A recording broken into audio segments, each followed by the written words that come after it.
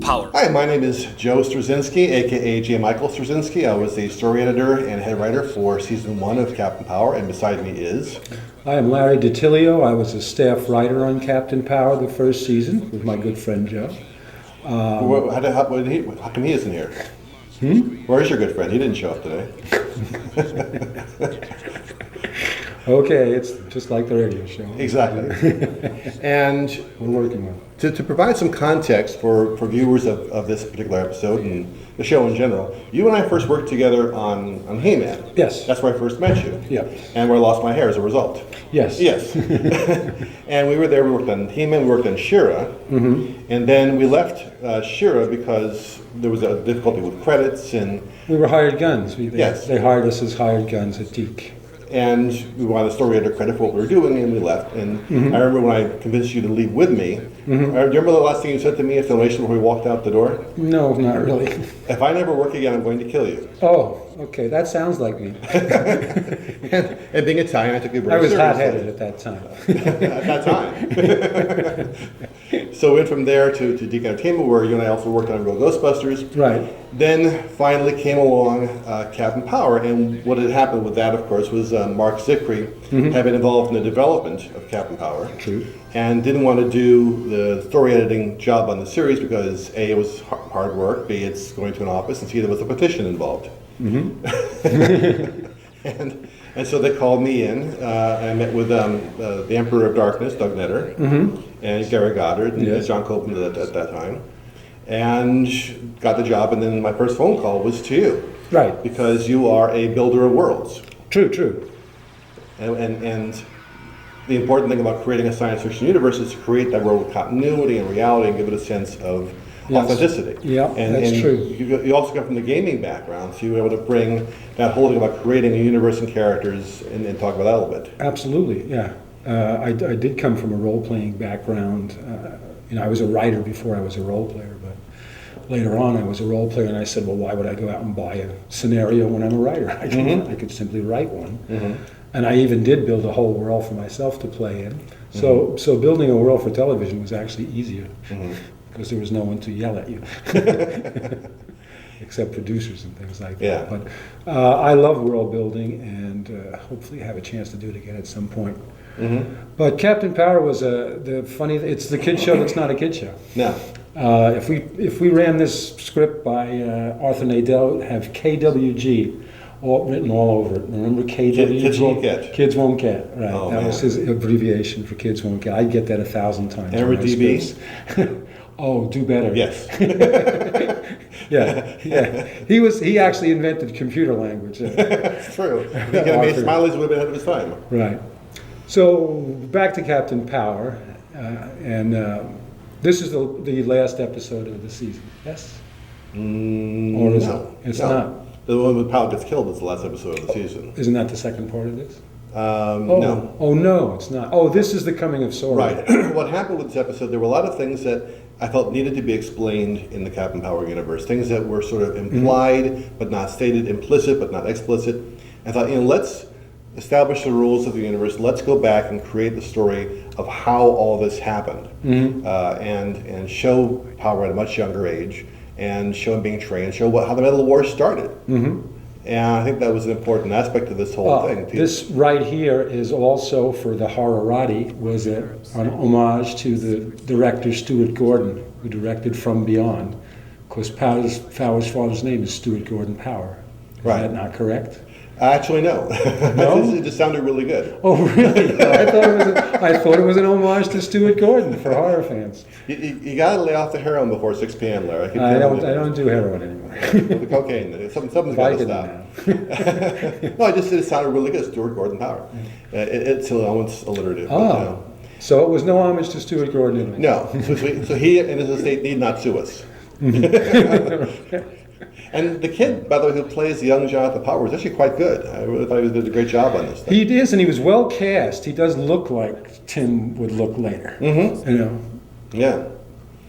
So we wanted to show the gearing up of the team and preparations for the war, and really sort of explain that sometimes wars happen for the wrong reasons. Sometimes they happen for the right reasons gone wrong. The desire that Taggart had to end war for all time was not a bad one. Unfortunately, it got out of control. Yeah, he opened Pandora's box with the technology. And that's happening now. Yeah, no kidding. This looks less like science fiction as the years go by. Yeah. And as I was working on this show, that when the show first aired, we got massive amounts of controversy based on the violence in the show. Right. And there were consultants who came at us, psychologists who said this is a terrible thing. And I know that after a while we even got notice to say we can't shoot them in the head anymore. And I sent an email to John Copen, our line producer, to say, is there any stricter against kicking them in the nuts? Apparently Mattel was not well pleased with this. I don't know that it gave them thousands of robot characters to sell if they had worked it out a different way. But do you remember there were protests out in public? Jerry Rubin, remember, had a protest against our show? We had him on our, we did a radio show called Hour 25 over right here in this neighborhood. Nobody knows where that is, of course. It's outside your house. Right, it's outside my house. And he just took us one way and down the other. And we said, listen, number one, it's just a show. It's not going to, get us in trouble with Iraq or Afghanistan or anything, or Saudi Arabia. It's just a television show. And, we're not killing we never killed a human being. Although we got we would have gotten close in the second season to trying to kill a human being. He was trying to kill Locke after Pilot died. I was trying to push the envelope for second season on that, and Joe made it very easy by killing off a woman. He's killed several since then, but. I've been arrested for any of them. But it's a hard thing to do, to show a death on what is purportedly a kid's show. We've got lots of stuff by that. That was problems with that. Yeah, one of the protest groups that was aligned against Captain Power made the statement based on psychologists and consultants that there were over 120 acts of violence per hour. And which is absurd, of course. And what I realized later on, they counted every shot. They counted not just every shot, but also if there was a door slammed, right? They considered that an act of violence. If there was an insult, they considered that. Right. Whenever you can broaden the definition of something you don't like to include anything you want, suddenly goes from 2 fights that last maybe 2 minutes in the course of an episode to, oh my gosh, 127 acts of violence per hour. This is really a historical statement here, because it was 1987. Yeah, this was 1987. He-Man was a little before this, and we got a lot of flack on He-Man as well for the violence. It's you and me, isn't it? And yes, it's us. It's not anybody else. We always get this flack. And the funny thing was, by the way they used those counts that they came up, the violence haters, yes. I call them. Which I don't much. I'm not a fan of violence. I'm a fan of violence in movies and television. I like to watch action when it's appropriate. I'm not a fan of war, and I'm always written anti-war stories as much as I can, working on shows that had to do with war. Even cartoon shows that had to do with war. I said I never want to present it as fun. But the weird thing is that the show that was most violent by those criteria was the Smurfs. Because they were always like whacking each other, playfully and stuff, and they gave this big violence rating to the Smurfs. It was bigger than Captain Powers. I didn't realize that. You never realized that? There was an article about it. So they're beating blue. Yeah, I guess so. I mean, it was that, and now everything is all opened up. I mean, you see more violence on TV now than you've ever seen, and in all these CSI shows, you see these brutal serial killers and stuff. And they were blaming us for stuff which was at least kind of, all right, we're only making war because we have to, because that's what's happening. This guy's going nuts. And look, you and I are now being digitized as we watch this.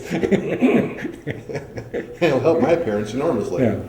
By the way, all the events in this script are going to take place in 2015.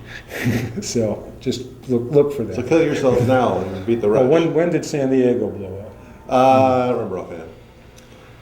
We wanted to show the birth of Sauron and sort of imply through the course of this episode that Overmind has an agenda of his own. Now, this Sauron, let's talk a little about Sauron, because he's not the greatest CGI character ever. But he was the first. Yeah. Yes. And it was interesting to do him. I think they did better with Blastar. Mm-hmm. I think he was... They had more time. They had more time, and they by then I think they had gotten themselves an abacus. Abacus being... It's the thing they said that they needed, but costs tons of money, and right. Gary was not willing really to pay for that. A piece of computer render equipment, yeah. Yeah, it was. I don't think they even use that anymore. But, and the way we used to use Blastar and Sauron on set, we would have a stick with a large big ball on top of it, which would catch the light, and they would use that to map the character. We also had cutouts of the characters that they could use for shadows to avoid having CGI shadows all the time. In some ways, I kind of like and prefer this part of the story to the later parts because it's really, it feels more human to me than later on. When you see guys like this, fighting against Sauron, it just feels to me like, I don't know, more authentic somehow. I could be wrong. Not that it ever happens. I don't know. I always think everything is real. I just think it's real. If I write it, I think it's going to happen.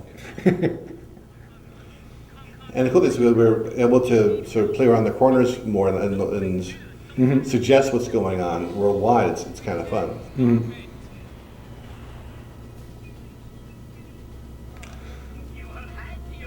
And I don't think anybody even knew what most people didn't even know what digitation was in those times, or being. I did commentary on mine that had compared it to a rape of the mind in Shattered Past. Or Shattered. I'm not exactly sure what the final title is on that. We went around and around on that. I guess they were afraid Mick Jagger was going to sue us.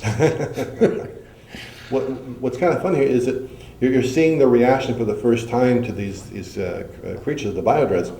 And in the regular series, they're kind of a given. So when you see them, it's like not necessarily a big deal. Yeah. So there is no weight to that. I think if you can show the first time someone encounters something and see their reaction to it, and they're being overwhelmed by it in this particular scene, I think it really adds weight to who those characters are. They say you can tell your power by your enemy, right, and your enemy's reaction to you. So I think that them being as awed as they are says this is serious trouble. You want to talk about the German influence here, Larry, on the uniforms? Well, I didn't design the uniforms, but it's got some Nazi stuff going on here.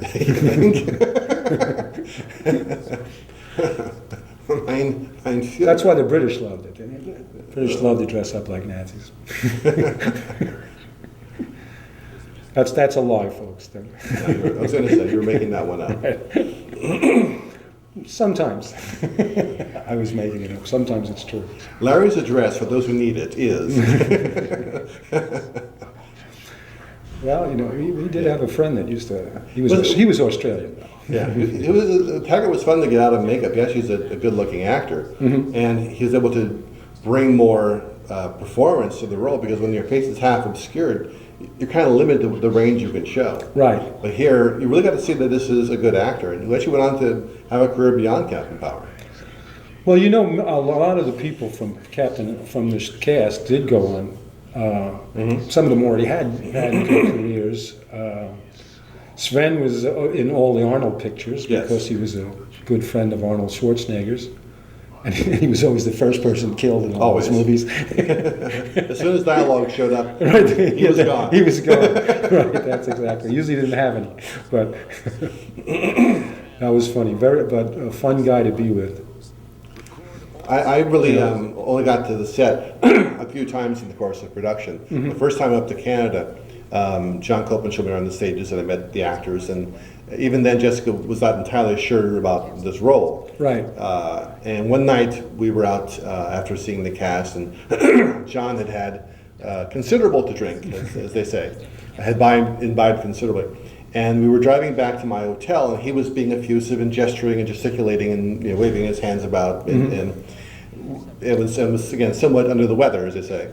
And we swerved without him even seeing it into the other lane, opposing traffic. And I looked up to see a car bound running at us head on at high speed, and we were at high speed. And I reached over and grabbed the wheel and spun it back into our lane, missing the other car by inches. Oh. And had I not grabbed the wheel in that one split second, it would have been, we both would have died in that car accident. And I would have been the story. It always comes back to me, doesn't it? Joe's dead. Dang. Can I have Joe's room when he's dead? What the hell is with that? I know we've known each other a long time, but this passive aggressive hostility is getting out of hand. It's not the passive anymore either, by the way. Yeah, why be passive when you're older? Well, You might as well just be aggressive. Again, here, because we're seeing their reactions to this thing for the first time, you see the fear in them, and it makes these guys just feel stronger. The actor does a really extraordinary job of selling it. But we mapped the CGI wrong. We couldn't hit him the right way, so we had to actually bend the beam. If you look at when Sauron finally nails him, it bounces up off the ground. See, Sauron fires down, but the beam comes upward because where he was, by his flight path, he could not have hit him. So we had to make the beam bounce, which it hit the dirt and bounced. So that's such kind of an error there. And what I like also is the fact that Taggart actually likes Jonathan. And there's always been, throughout the entire show, it was played that there was mixed feelings on the part of Taggart toward Jonathan Power. He and Jonathan's father were friends. He was probably there at the birth of Jonathan. And he liked him and didn't want to kill him. And that's the dynamic I haven't seen a whole lot of in other shows, where if you have the antagonist and the protagonist, the antagonist actually kind of likes the guy he's fighting against. I haven't seen a lot of that, have you? No, but the business is in fairly bad shape from the time when you used to work in it. You and I worked in it. Well, we were both still working in it, but well, I'm not, but nor do I care. But the Power Long Johns. And we made sure that there were more suits in there than we had seen so far, so that we could set up, the second season. Oh, that's right. That's when I got the idea that the suits were actually solidified sound. Explain that. Now, what was in there was a matrix that would. I stole it from a comic book. Oh. Like Larry says the guys with the sonic suits where they can actually make things out of sonics. And I said that would be perfect, because how does this actually happen? It couldn't really be real metal, right? Coming out. That the technology for that is like you'd have to be God to do that. Now, obviously, he was fairly godlike, but you can only do it with machines.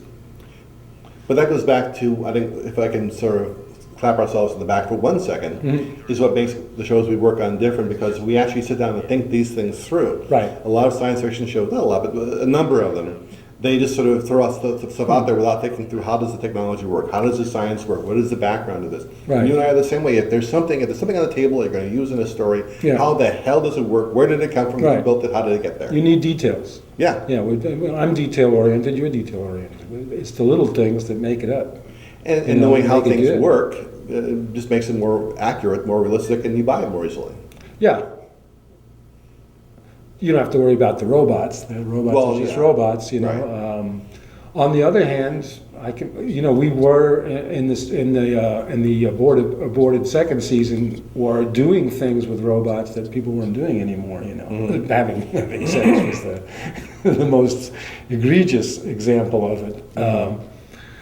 But that was a Steve Gerber script, which was really he was a friend, and he's no longer with us. But he was really a genius, and he was always pushing the envelope. And boy, Gary and I were going at it in a second. And he said, "Wait a minute now, Dredd cannot be having sex with this female robot, And I said, "Well, but it's digital sex, so we won't see it. We'll just kind of present it and let the audience make it, and the kids will miss it, and some of the older people will say, 'What the heck is he doing here?' And eventually, Gary, that's why I liked working for Gary and you, because when you got an idea that outrageous and somebody is willing to talk about it, most of the time, in filmation, they just say, you can't do that. Right. You know, JWG, DB, and FU.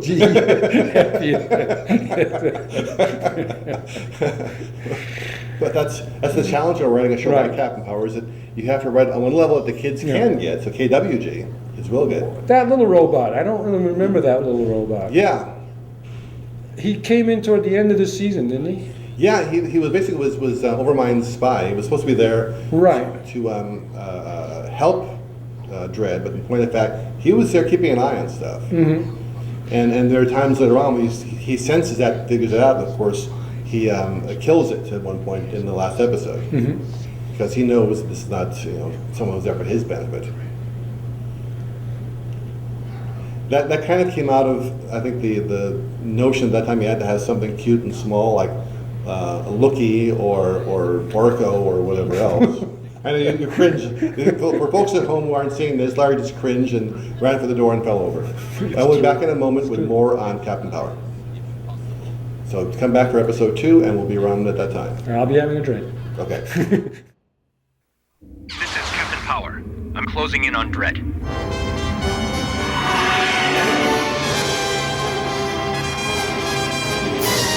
Watch for base stations.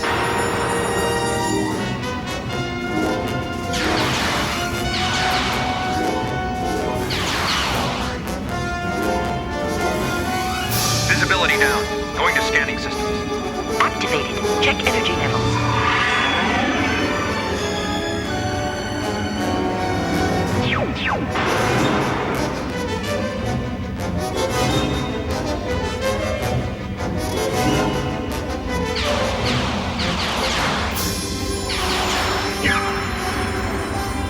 Check power levels.